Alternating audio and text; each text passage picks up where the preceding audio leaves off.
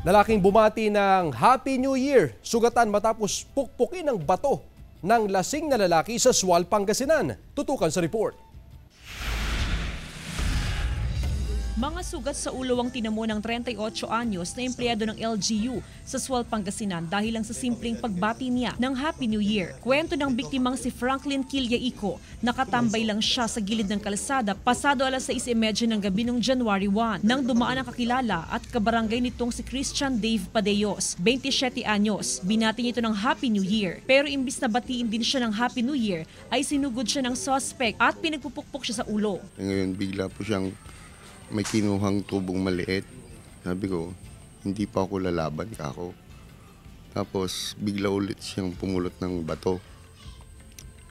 Pinangkwan sa ulo ko. Tapos nung pangalawa ho, sinuntok ko na ho siya. Tapos pumulot uli siya ng bato. Bumagsak na po ako nun.